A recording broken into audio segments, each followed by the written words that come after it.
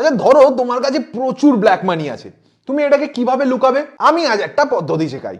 ধরো এটা একটা সুইস ফ্র্যাঙ্ক, এক সুইস ফ্র্যাঙ্ক ভারতীয় মুদ্রা 114 টাকার মতো।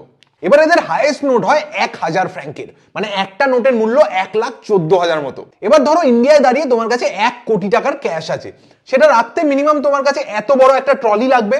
কিন্তু যদি ওটা ফ্র্যাঙ্কে কনভার্ট করে রাখি, তাহলে মাত্র 90টা নোটই এনাফ, পকেটে নিয়ে ঘোরা যাবে। এবার এরকম সিঙ্গাপুরে 10,000-এর নোট পাওয়া যেত, যার ভ্যালু ভারতীয় মুদ্রায় 7 লাখের কাছাকাছি। ভাবো এটাই তো মাত্র 15টা নোটই এনাফ।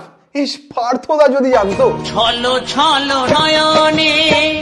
জোকস অ্যাপার্ট, এই কারণে সিঙ্গাপুরের 10,000-এর নোটটাকে ব্যান করা হয়েছে, কারণ প্রচুর ব্ল্যাক মানির রমরমা হয়ে গেছিল। সেম কারণে আমাদের 2000-এর নোটও কিন্তু বন্ধ হয়েছে। কিন্তু সুইস ব্যাংকে যখন আইএমএফ বললো যে ভাই এত ডিজিটাল পেমেন্টস এসে গেছে, এবার 1000-এর নোটটা বন্ধ করে দাও, তাতে ওরা বললো যে না ভাই না, যতই ডিজিটাল পেমেন্ট আসুক আমরা আমাদের ট্র্যাডিশনকে বন্ধ করবো না। এবার এটা ট্র্যাডিশন নাকি ব্ল্যাক মানি ট্যুরিজম, সেটা তো সমঝদারকে লিয়ে ইশারাই কাফি। এবার তোমার যদি কোনো বিজনেসম্যান বন্ধু ঘন ঘন সুইজারল্যান্ডে যায়, হতেই পারে তার পাহাড় বা সমুদ্র দেখার থেকে কোনো বিজনেসের কাজ ছিল। যাই হোক, ভিডিওটা সবার সাথে শেয়ার করো, আর এরকম ইন্টারেস্টিং ভিডিও দেখতে আমাকে এক্ষুনি ফলো করে নাও।